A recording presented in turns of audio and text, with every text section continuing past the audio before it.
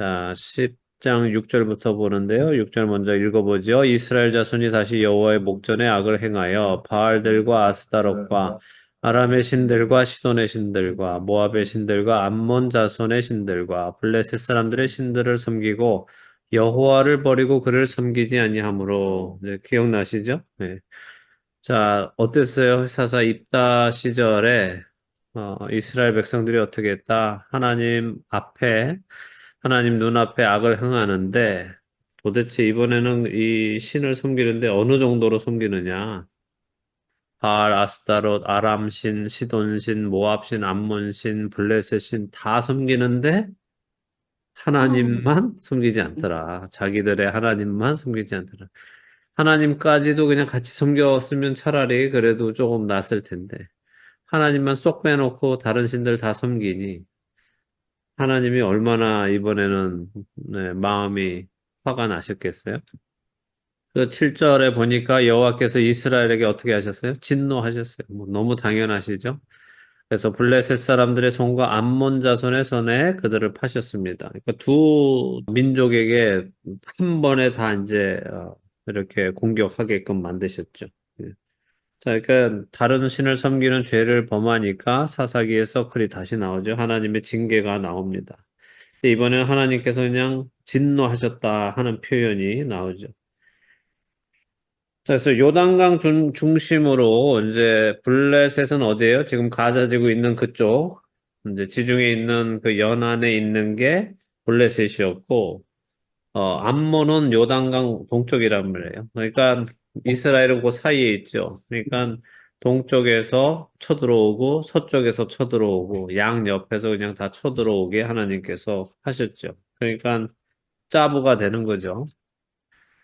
자, 그래서 이 두 민족, 블레셋과 암몬 두 민족이 이렇게 생기는데 공격을 하는데 이 중에 이제 입다는 누구를 치냐 하면 오른쪽으로 가서 동쪽에 있는 암몬을 치는 게 이제 있다고. 요 같은 때에 이제 누가 나오냐면 우리가 앞으로 볼 삼손이 나오는 거예요. 삼손은 서쪽에 블레셋을 치는 거죠. 그러니까 이 두 사사가 하나는 서쪽, 하나는 동쪽 이렇게 칩니다. 8절 그 해에 그들이 요단강 저쪽 길르앗에 있는 아모리 족속의 땅에 있는 모든 이스라엘 자손을 쳤으며 18해 동안 억압하였더라 했죠.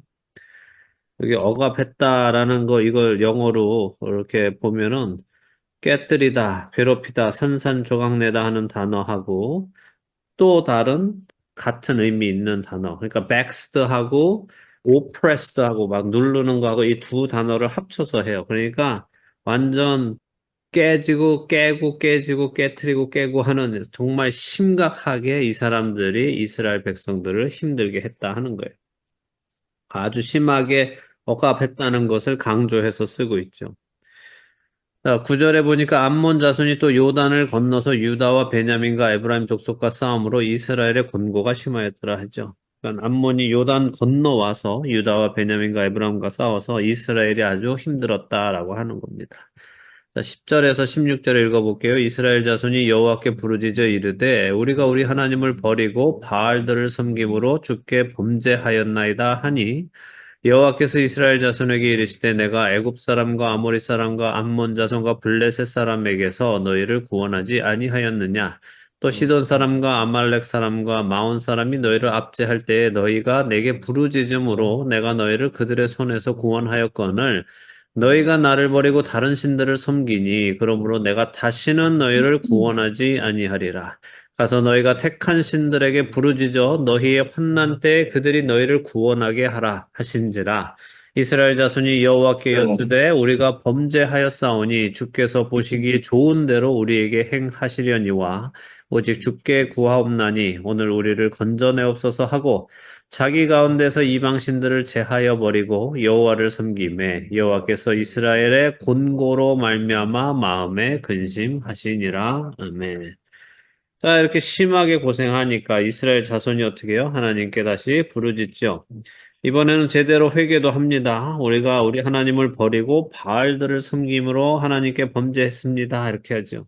이게 처음이에요. 지금 사사기 10장 오는 동안 이스라엘 백성이 힘들었을 때 하나님한테 부르짖긴 했는데 회개한 내용은 없어요. 그냥 힘들어요, 막 죽겠어요, 뭐 이런 말은 했지만 자기들이 어떤 일을 행했는 것을 구체적으로 말한 적이 없거든요. 근데 지금 이번에는 그렇게 구체적으로 합니다. 우리가 하나님을 버렸고 바알들을 숨김으로 하나님 앞에 범죄했습니다. 이렇게 자신의 죄를 인정하고 고백하죠. 근데 그런 그들에게 하나님이 말씀하시는데 내가 그래? 그래. 너희들 회개하는구나. 내가 도와줄게. 지금까지는 사실 그죠. 부르짖기만 해도 하나님이 다 그냥 바로 사사를 세워서 구원해 주셨는데 이번에는 그렇게 하지 않으시고 뭐라고 하시냐면 내가 애굽 사람과 아모리 사람과 암몬 자손과 블레셋 사람에게서 너희를 구원하지 않았느냐 하면서 출애굽 때부터 지금까지 있었던 일을 쭉 나열하시는 거예요. 또 시돈 사람과 아말렉 사람과 마온 사람들이 압제할 때도 너희들이 부르짖어서 내가 구원했지 않느냐? 그런데 어찌 된 거냐 하죠. 어떻게 너희가 나를 버리고 다른 신을 섬길 수 있느냐 하는 거죠.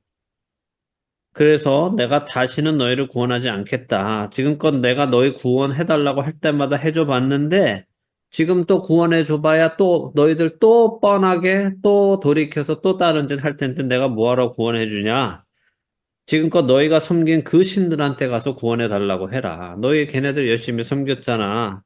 사실 하나님답지 않으신 말투 아닙니까? 어떠세요? 근데 하나님의 이 마음이 좀 느껴지십니까? 너무 인간적이지 않으세요? 하나님이? 음, 하나님답지 않고 인간적으로 약간 삐지신 것 같은. 삐지시기도 삐지시고 너무 섭섭하신 거지, 하나님이. 너무 섭섭하죠. 이렇게까지 내가 항상 너희를 해줬는데 어떻게 너희 나를 그렇게 배신할 수 있냐? 진짜 너무하다, 너네. 너무, 진짜 너무하다. 그래서 하나님이 하시지 않으실 만한 말씀을 하시는 거예요. 다시는 내가 너희를 구원하지 않겠다.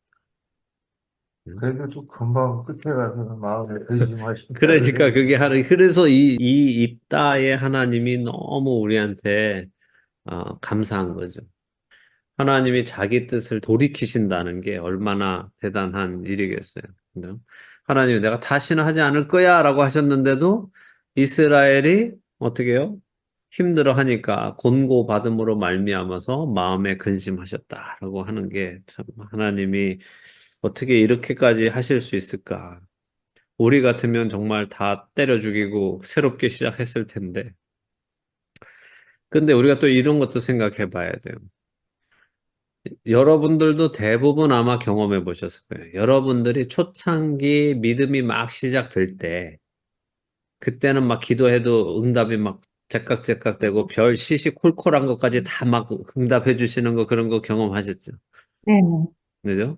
진짜, 진짜 지나가다 한번 생각한 것만도 막 그냥 네. 다 들어주시고 막 그러는데, 우리의 믿음이 점점 깊어지고 깊어지고 우리가 시간이 지나면 지날수록 막 기도를 막 40일씩 해도 안 들어주시는 것들도 있고, 막 이런 경험 해보셨어요? 그죠? 네. 그거 왜 그러실까요?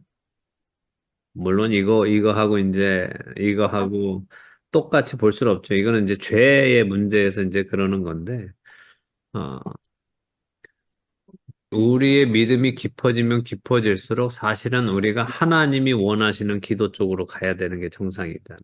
그죠? 음. 그러니까 처음에는 하나님께서 내가 너의 하나님이다 하는 것을 보여주시기 위해서 어린아이에게는 정말 아이가 올 때 바로 젖을 주고 기저귀를 갈아주고 하지만 이제 어느 정도 장성해 나갈 때는 그 기다림도 배워야 되고 또 불편한 것도 참아낼 수 있는 믿음을 장성하게 하기 위해서 그러시기도 하죠. 근데 지금 이 경우는 이제 그거하고는 좀 다르지만 어쨌든 이번에는 하나님께서 그냥 부르짖는다고 해서 바로 해주시지 않다는 거예요.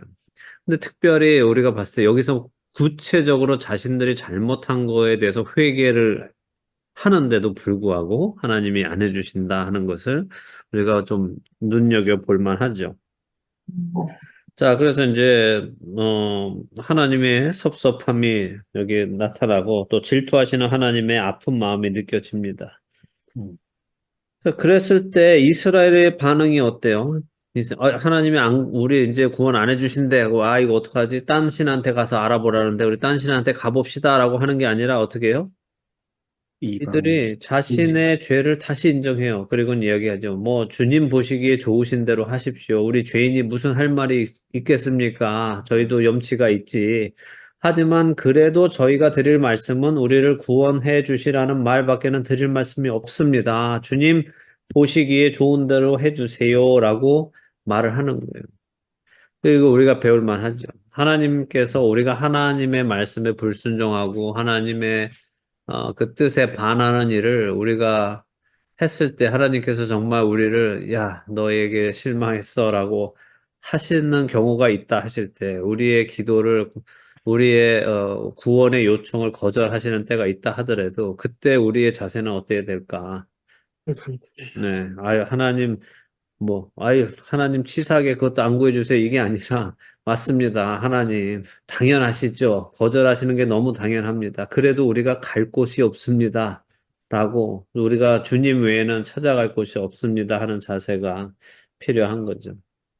자, 이들이 이번에 그렇게 말로만 하고 끝내는 게 아니라 어떻게 했어요? 자기들 안에 있는 이방신들을 다 제하여 버렸다. 하는 거예요.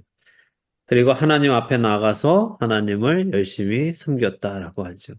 그러니까 삶에 진짜 분명한 변화가 찾아온 거죠. 자기들이 정말 말로만 회개하는 게 아니라 삶 속에서 진짜로 자신들이 잘못했다고 느끼고 스스로라도 적어도 하나님 앞에서 보이는 거죠. 우리가 정말 잘못했기 때문에 이것들 다 버리고 정말 제대로 한번 살아보겠습니다. 라고 하는 거죠.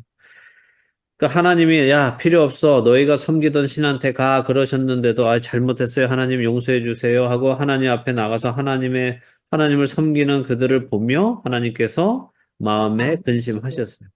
아무리 미워도 자기 백성이니까 그 백성이 고생하는 거 보고 하나님께서 마음에 근심하시는 거죠. 다시는 구원 안 해줘 이놈들아 하시고도 아이고 저 불쌍한 것들 내가 구원 안 해주면 누가 해주냐 하시는 그 하나님의 마음이 느껴집니다. 제가 볼 때 성경 안에서 가장 하나님이 하나님답지 않고 인간적인 모습을 보여주시는 장면이 이 장면이 하나라고 생각해요. 자, 17절, 18절 그때 암몬 자손이 모여서 길르앗의 진을 쳤으므로 이스라엘 자손도 모여서 미스바의 진을 치고 길르앗 백성과 방백들이 서로 이르되 누가 먼저 나가서 암몬 자손과 싸움을 시작하랴 그가 길르앗 모든 주민의 머리가 되리라 하니라. 자, 이게 놀라운 거예요. 이 17절, 18절 모습 보시면서 어떤 놀라운 점을 보셨어요? 뭐가 놀랍다고 생각하세요? 자, 암몬 자손이 길르앗의 진을 쳤어요. 그렇죠? 그러면 옛날 같았으면 이스라엘 백성들은 어떻게 했겠어요? 도망가지. 도망가죠. 예, 싸울 생각이 없어요. 뭐 사사들이 나와서 싸워주세요 막 해도 사람들이 안 나왔는데 지금 이번엔 어떻게 해요? 이스라엘 자손도 미스바에 진을 치더라 하는 거예요.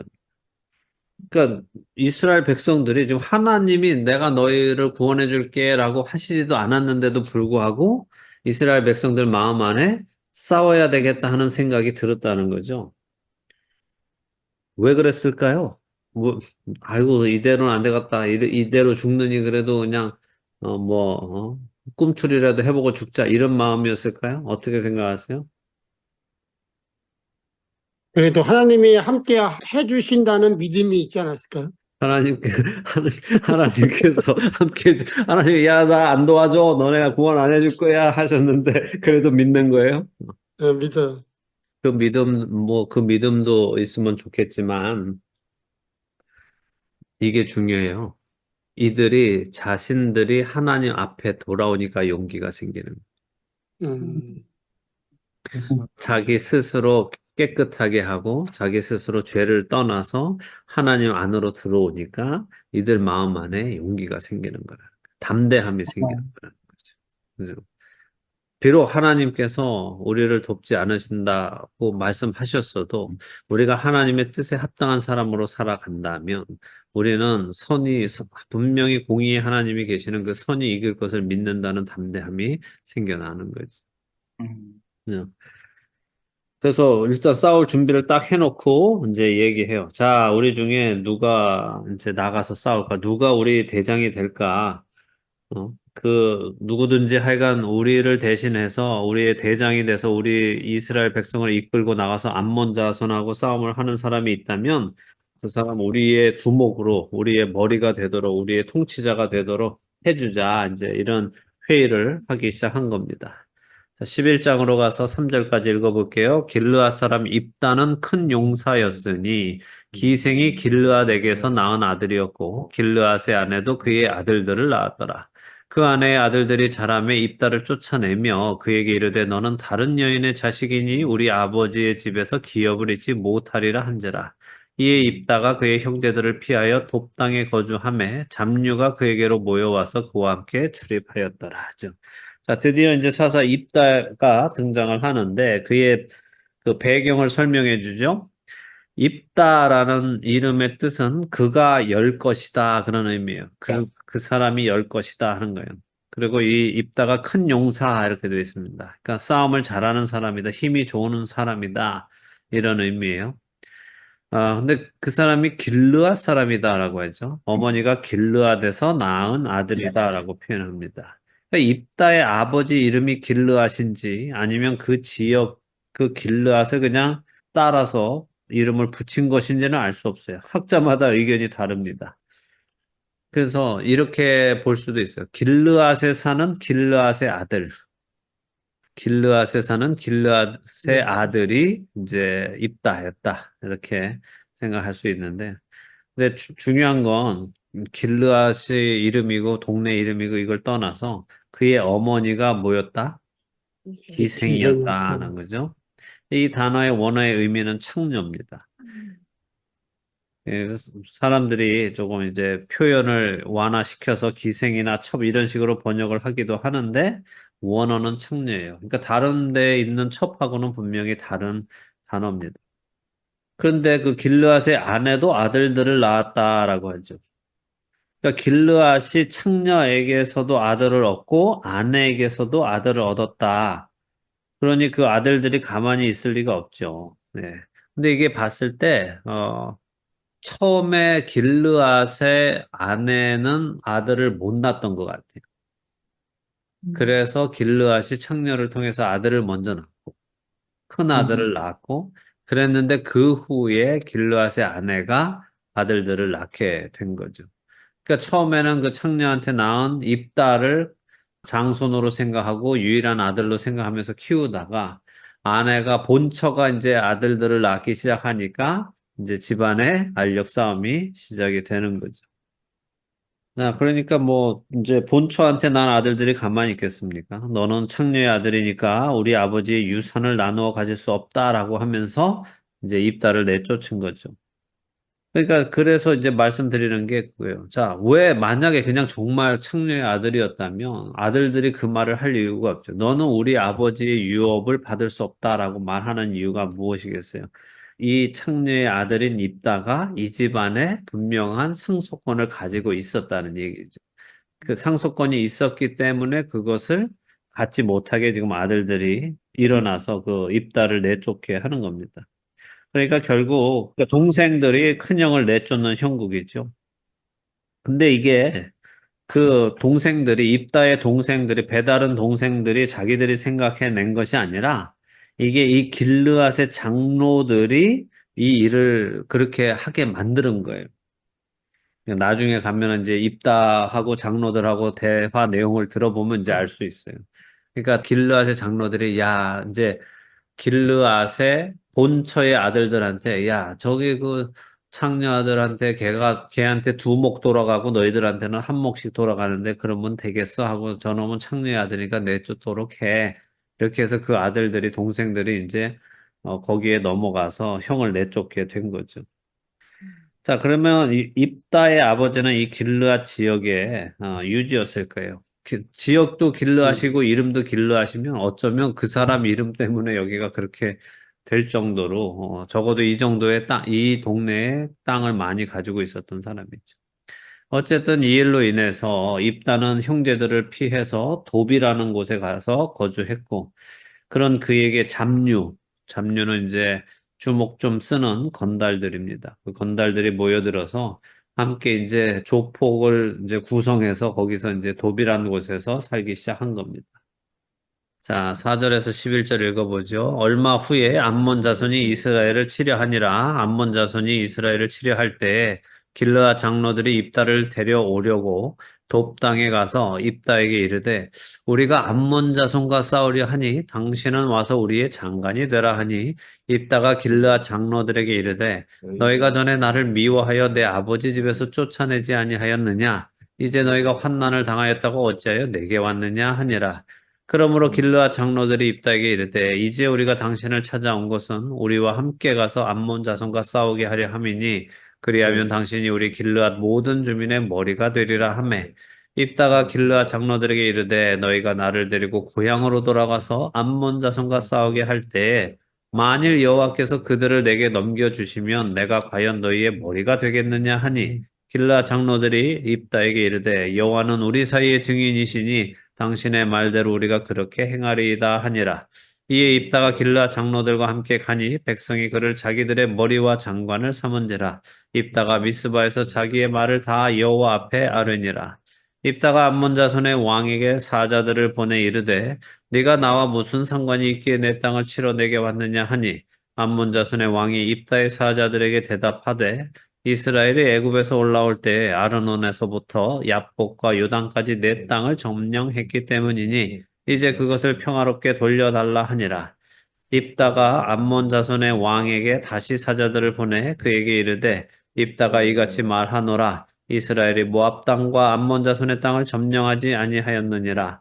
이스라엘이 애굽에서 올라올 때 광야로 행하여 홍해에 이르고 가데스에 이르러서는 이스라엘이 사자들을 에돔 왕에게 보내어 이르기를 청하건대 나를 내 땅 가운데로 지나게 하라 하였으나 에돔 왕이 이를 듣지 아니하였고 또 그와 같이 사람을 모압 왕에게도 보냈으나 그도 허락하지 아니하므로 이스라엘이 가데스에 머물렀더니 그 후에 광야를 지나 에돔 땅과 모압 땅을 돌아서 모압 땅에 해 뜨는 쪽으로 들어가 아르논 저쪽에 진쳤고 아르논은 모압의 경계이므로 모압 지역 안에는 들어가지 아니하였으며 이스라엘이 헤스본 왕 곧 아모리 족속의 왕 시온에게 사자들을 보내어 그에게 이르되 청하건대 우리를 당신의 땅으로 지나 우리의 곳에 이르게 하라 하였으나 시온이 이스라엘을 믿지 아니하여 그의 지역으로 지나지 못하게 할 뿐 아니라 그의 모든 백성을 모아 야하스에 진치고 이스라엘을 치므로 이스라엘 하나님 여호와께서 시온과 그의 모든 백성을 이스라엘의 손에 넘겨주심에 이스라엘이 그들을 쳐서 그 땅 주민 아모리 족속의 온 땅을 점령하되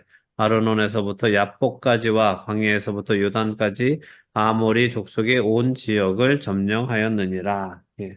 엄청 많이 읽었네요. 예. 어쨌든 자 이런 환경 속에 있는데 지금 이스라엘이 암몬과 싸우려는 상태가 된 건데 자 암몬은 지난 18년 동안 괴롭혀 왔습니다. 그러다가 이제 그들을 완전히 암몬이 이스라엘을 완전히 치려고 하는 거예요. 자, 이럴 때에 지금 길르앗 장로들이 우리 이대로 죽을 수 없다. 한번 싸워보자. 누가 싸우겠냐? 입다가 어떨까? 싸움하면 그래도 입다 아니야? 그놈에게 건달들도 꽤 많이 있으니 우리가 그 입다를 데려다가 싸우게 하자라고 이제 회의가 그렇게 진행이 됐습니다. 그래서 이제 장로들이 돕당을 찾아가서 입다에게 우리가 암몬하고 싸우려고 하는데 우리의 장관이 좀 되어주셔서 앞장서서 싸워주세요라고 부탁하는 거죠. 근데 입다가 뭐라고 합니까? 아니, 전에는 나더러 아버지의 아들이 아니라면서 나가라고 하더니 이제 힘드니까 나를 다시 찾아오냐? 뭐가 생각나세요, 지금? 하나님한테. 네, 방금 하나님이 하신 그 말씀이 생각나죠? 그죠? 그러니까 하나님이 이번에 이스라엘을 구원하실 때 하나님의 심정을 가장 잘 아는 사람, 하나님의 처지와 가장 비슷했던 사람 입다를 데리고 가서 이제 쓰시는 거죠. 이스라엘이 하나님 버리고 가서 다른 신 열심히 섬기다가 그 신들을 섬기는 그 나라한테 고통받으니까 이제야 하나님께 돌아와서 우리 좀 살려주세요 하는 것처럼 지금 이스라엘 백성들이 입다를 내쫓고 나서는 이제는 또 도움이 필요하니까 가서 우리 좀 도와주세요 하는 게 그 하나님의 섭섭한 심정과 입다의 섭섭한 심정이 딱 들어맞습니다. 자, 입다의 그런 책망의 장로들이 말하죠. 맞습니다. 그런데도 불구하고 우리가 이렇게 찾아온 것은 우리를 용서하고 우리와 함께 가서 암몬 자손과 싸워만 주신다면 다시 우리 길르앗에 모셔서 길르앗을 다스리도록 해드리겠습니다 하는 거죠. 그러니까 이스라엘 백성이 하나님 이번에 구원만 해주시면 우리가 하나님 제대로 모시겠습니다. 하나님이 우리 하나님이 되시게 하겠습니다. 하는 거하고 똑같은 거죠. 그렇죠. 예, 그 이야기를 듣고 입다가 다시 한번 확인합니다. 그래, 너희 말대로 내가 너희와 함께 가서 내 고향에 가서 암몬과 싸울 때 만약 하나님께서 그들을 내 손에 넘겨주시면 정말 너희들이 나를 너희의 다스리는 자로 세우겠느냐 하죠. 장로들이 대답합니다. 아유, 그러고 말고요. 하나님께서 지금 이 말을 다 들으셨으니 하나님이 우리의 증인이 되실 것입니다. 꼭 그렇게 해드리겠습니다. 하는 거죠. 입다가 그들의 말을 믿고 그들과 함께 길르앗에 갑니다. 갔더니 그들이 바로 입다를 그냥 바로 장관을 삼아서 자신들이 그 밑에 그냥 딱 순종해서 들어갑니다. 그래서 입다가 거기서 하나님 앞에 나가서 이 전쟁에 대해 하나님께 구합니다.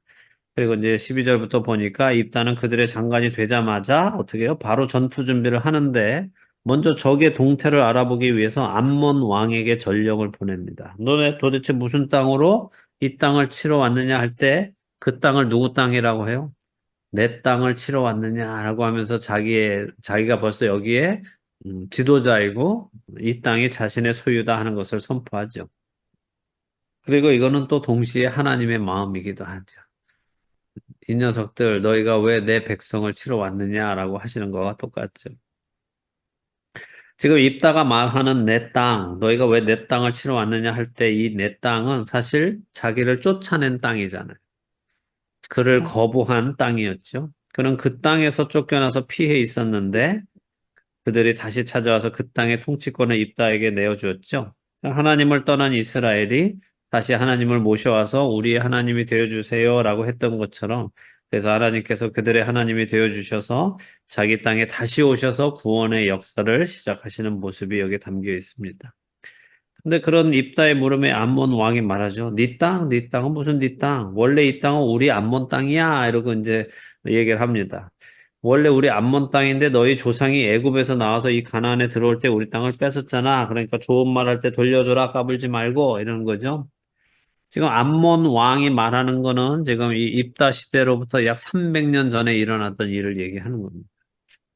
근데 정말 암몬 왕의 말이 맞을까요? 아니에요. 그 땅은 암몬의 땅이 아니었습니다. 암몬하고 모압이 늘 다투던 땅이죠. 그런데 이참에 이제 암몬이 이 땅을 먹으려고 이제 하는 겁니다. 왜냐하면 한 18년 동안 이렇게 잘 해보니까 요번에 전쟁 잘 하면은 자기들이 그 땅을 먹을 수 있을 것 같아서 이제 그러는 거예요. 어쨌든 이제 모압 왕이 쭉 뭐 자기 히스토리를 얘기하는데 모압 왕의 이야기는 맞지 않는 겁니다.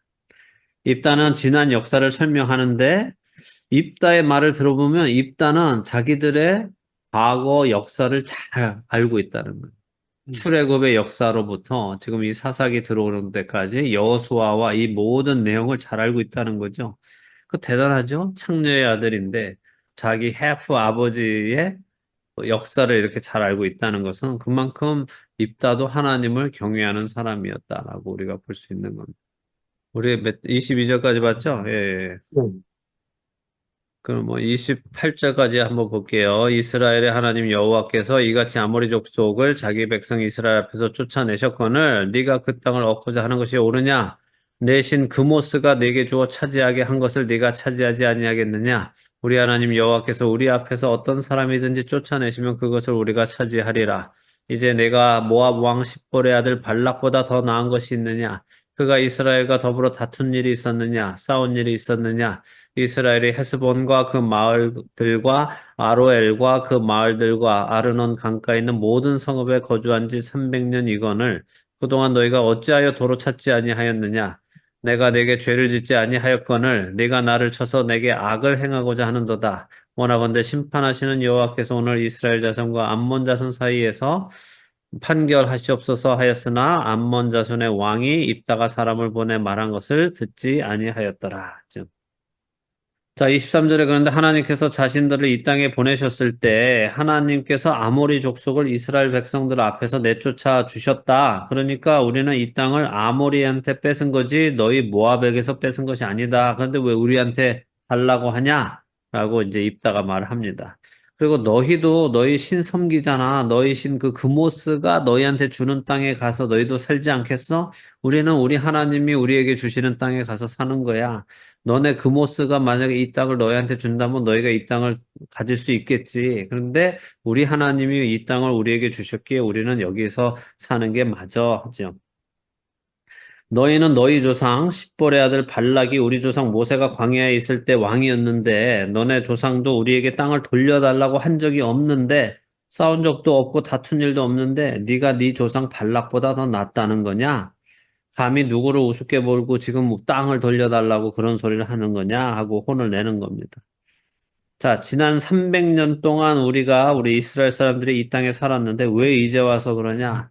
우리가 뭐 그렇게 우습게 보이냐? 하고 혼을 내는 거죠.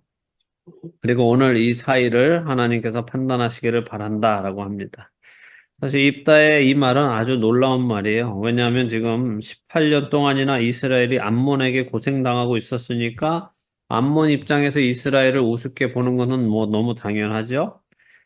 근데 암몬 입장에서 보면은 지금까지 막 18년 동안 때리면 때리는 대로 맞던 애들이 갑자기 오늘 야 오늘 너 왜 때려? 네가 뭔데 나를 때려 하면서 갑자기 힘이 생겼거든요. 그러니까 당연히 암몬 왕은 입다의 그런 말을 안 듣죠. 그래서 안 듣는 것은 아 이거 정말 웃기는구나. 얘 아주 머리 많이 컸네. 혼을 좀 내줘야 되겠다 하면서 이제 전쟁이 시작된다라고 하는 것을 배경을 지금 이제 보여주는 것입니다. 29절에서 33절까지만 읽고 오늘은 마치도록 하죠. 이에 여호와의 영이 입다에게 임하시니 입다가 길르앗과 므낫세를 지나서 길르앗의 미스베에 이르고 길르앗의 미스베에서부터 암몬 자손에게로 나아갈 때에 그가 여호와께 서원하여 이르되 주께서 과연 암몬 자손을 내 손에 넘겨주시면 내가 암몬 자손에게서 평안히 돌아올 때에 누구든지 내 집 문에서 나와서 나를 영접하는 그는 여호와께 돌릴 것이니 내가 그를 번제물로 드리겠나이다 하니라. 이에 입다가 암몬 자손에게 이르러 그들과 싸우더니 여호와께서 그들을 그의 손에 넘겨주심에 아로엘에서부터 민닛에 이르기까지 20성읍을 치고 또 아벨 그라밈까지 매우 크게 무찌르니 이에 암몬 자손이 이스라엘 자손 앞에 항복하였더라. 자, 하나님의 영이 입다에게 임하셨습니다. 기드온에게 임하셨던 그 하나님의 영이 그 이후로는 다른 사사에게 임하신 적이 없었는데 다시 임하셨어요. 성령께서 입다에게 임하시니까 어떻게 됩니까? 입다가 암몬에게로 나아가서 싸웁니다. 암몬이 입다에게 온 게 아니라 입다가 암몬에게로 나가서 싸우더라 하는 겁니다. 근데 이렇게 암몬에게 나가면서 입다가 하나님께 한 가지 소원을 해요. 왜 소원했을까요? 하나님의 영이 지금 입다에게 임했잖아요. 네. 그럼 그냥 나가서 싸우면 되지. 음. 왜 소원을 했을까요? 자기의 그 마음가짐을 하나님 앞에 보여주려고 그랬을 것 같은데. 자, 마음 자세. 마음 자세가 어떤 마음 자세인데? 내가 이렇게 하나님을 의지하고 나갑니다. 네. 그래서 승리하게 되면은 이러한 일을 하겠다. 번제물로 드리겠다. 한지 네. 아니야. 반대 아니야?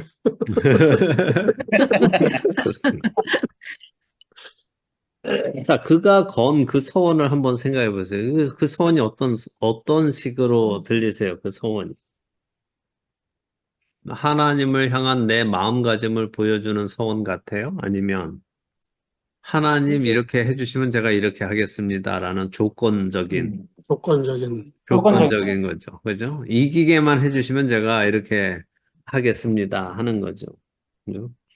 자, 이래서 우리가 놀라운 거예요. 하나님의 영이 임했는데도 믿음이 부족하면 잘못된 선택을 할 수 있다는 거예요. 자, 그의 서원을 들어보세요. 하나님 정말로 이 전쟁에서 하나님께서 암몬 자손을 제 손에 넘겨주셔서 이기게 해주신다면 제가 평안히 돌아올 때 누구든지 내 집 문에서 나와서 나를 영접하는 것은 여호와께로 드리겠습니다. 번제물로 드리겠습니다. 하죠. 자, 이 소원은 정말 많은 논란이 되는 소원이에요. 어떤 사람들은 이스라엘의 사사도 말씀을 모르니까 하나님께 사람을 번제로 드리는 당시 가나안에 유행하던 인신 제사를 드리겠다. 하나님께서 금하신 것을 약속하는 어처구니 없는 모습이다라고 해석하기도 합니다. 일리가 있죠. 음. 근데 이렇게 이스라엘의 역사를 쫙 깨고 있는 입다가 그랬을까 하는 의문도 또 생깁니다. 또 어떤 학자들은 그래서 이렇게 하죠. 여기서 성경이 사용한, 특별히 입다가 사용한 그라는 대명사는 그냥 사람이 아니라 그것, 뭐 이런 식으로 할 수 있으니까 동물도 뜻한다. 그러니까 입다는 동물을 제물로 바치겠다라고 서원한 것이다. 이제 그렇게 해석하기도 합니다. 또 어떤 사람들은 그라는 대명사가 남성형 대명사여서 여성은 생각하지 않았다. 그러니까 왜냐하면 자기는 이제 무남 동료를 두고 있으니까 아들은 없고 딸만 딱 하나 있는데 딸을 번제로 드릴 생각 없었고 남성을 뜻하는 의미를 썼으니까 아마 자기 집 종이나 자기 휘하에 있는 잡류 중에 한 명을 죽일 생각이었다 하는 해석도 있습니다. 어쨌든 뭐 다 해석일 뿐 어떤 것이 사실인지는 알 수 없죠. 제가 늘 말씀드리죠. 성경이 불분명하게 이야기하실 때는 우리가 어떻게 해야 된다? 자, 성경이 불분명한 어떤 이야기를 할 때는 우리의 관심이 불분명한 데 가지 말아야 하고 분명한 것에 가야 한다고 말씀드려요. 자, 그럼 분명한 건 뭐예요? 우리가 여기서 지금 무슨 의미로 그 말을 했다. 이거는 불분명하잖아요. 근데 분명하게 여기서 알려주는 건 뭐예요? 첫째는 소원들. 우리가 함부로 말하지 말아야 된다는 거죠. 첫째는. 서원을 함부로 하지 말아야 하나님. 한다. 특별히 하나님 앞에. 둘째, 서원을 할 때에 다른 사람을 거기에 넣는 게 옳지 않아요. 음. 왜 다른 사람을 죽이겠다 말겠다라고 거기다가 하냐 말이에요. 하나님하고 서원하면. 서원을 하려면 자기 자신이 할 수 있는 걸 해야지. 하나님 제대로만 뭐 이번에 싸워 이기게 해주신다면 제가 제 목숨을 드리겠습니다라고 하든지. 제가 뭐 평생을 제가 저는 뭐 술을 입에 대지 않겠습니다라고 하든지. 뭐 그런 식으로 서원을 하는 것도 아니고, 왜 다른 애꿎은 다른 사람, 전혀 상관없는 사람을 죽이겠다 말겠다라고 말을 하느냐는 거죠. 자, 셋째는 하나님이 하시기로 한 일에 끼어들지 말라는 거예요. 필요 없는 짓 하지 말라는 거죠. 하나님을 사려는 그런 시도를 해서는 안 된다는 것입니다. 이미 하나님의 영이 그에게 임하셨고 그로 일을 하게끔 마음을 주셨는데 자기가 지금 마음에 두려운 거잖아요. 혹시 죽을지도 모르겠고 정말 잘 될지도 잘 모르겠고 이게 이상하지 않아요? 하나님의 영이 그에게 임해서 그가 지금 전쟁에 나가는데 전쟁에 나가면서도 하나님 혹시 정말 이렇게 전쟁에 이겨서 제가 살아서 돌아온다면 이렇게 말한다는 것은 하나님을 향한 신뢰가 적다는 거죠. 자신이 두려우니까 하나님께 이거 이기게 해주시면 제가 뭔가를 하겠습니다 하면서 마치 하나님이 안 하시려는데 자기가 뭔가를 드림으로 하나님께서 하시도록 만들려는 시도는 옳지 않은 것이라는. 이게 우리가 흔히 하는 착각이죠. 여러분도 종종 그러지 않으세요? 하나님 이번 이 일만 해주시면 제가 뭐 평생 주일을 성수하겠습니다. 제가 11조를 빼먹지 않겠습니다. 하나님 이 일만 허락해 주신다면 제가 뭐 매주 교회에서 뭘 섬기겠습니다. 뭐 이런저런 소원 많이 하잖아요. 사람들이. 여러분은 안 하셨다 하더라도 많은 사람들이 그러거든요. 저는 제가 하나님의 입장이라면 아니 네가 매주 주일 성수하는 게 나하고 무슨 상관이야. 이것만 해주시면 매주 주일 성수하겠습니다. 그게 나랑 무슨 상관이야. 내가 뭐 너가 매주 주일 성수하기를 그렇게 바라겠어? 하나님 11조를 안 떼먹고 꼭 드리겠습니다. 그게 그 돈이 나한테 뭐 필요하다고 뭐 나한테 그딴 오퍼를 던져. 제가 하나님이라면 되게 기분 나쁠 것 같아요. 너 나를 뭘로 생각하길래 그런 걸로 나를 사려고 하니? 라는 생각이 들 것 같아요. 그러니까 우리가 하나님께 뭔가 소원을 드릴 때 잘 생각하셔야 돼요. 자칫 잘못하면 하나님을 우리가 돈으로든 뭐로든 하여간 사서 움직이려고 하고 하나님이 안 하시려는 것을 뇌물을 들여서 하시게끔 만들려는 악한 생각일 수도 있습니다. 자, 어찌되었든 이렇게 소원을 하고 전쟁에 나갔는데 하나님은 암몬을 입다의 손에 넘겨주셔서 크게 무찌르고 항복을 받아냅니다. 자, 전쟁 시작 전에 배경 중간에 이 사람들 왕들과 이제 암몬의 왕하고 대화 뭐 이런 게 잔뜩 기록되어 있는데도 전쟁은 딱 한 줄. 원래 하나님이 하시려던 일입니다. 안 하시려고 했는데 입다가 서원해서 하신 일이 아니라 원래 하나님이 하시려는 그 일에 입다를 부르셨다는 사실을 기억해야 돼요. 우리도 마찬가지예요. 우리가 어떤 일을 우리 마음 안에 품게 되고 이 일을 해야 되겠다 하는 부담감이 우리 안에 그러니까 거룩한 부담감이 일어날 때는 두려워할 게 없어요. 왜냐하면 하나님께서 그 일을 하시기로 결정하셨기 때문이고 그 일에 나를 초청하신 것이기 때문에 그래요. 거기에 그냥 하나님을 믿고 신뢰하고 가면 되지 거기다 조건을 달아서는 안 된다는 거예요. 하나님 정말 제가 이 일을 하기를 원하세요? 그러면은 뭐 그렇게만 해주신다면 제가 뭘 해드리겠습니다. 이런 거 달지 말라는 거죠. 자, 그런데 이제 문제는 이후의 문제죠. 이제 어떻게 하겠어요? 자기가 소원한 대로 전쟁에 이겼습니다. 그러면 이제 자기가 말한 대로 그걸 지켜야 되겠죠. 어떤 일이 일어날지는 우리 다음 주에 보도록 하죠. 네.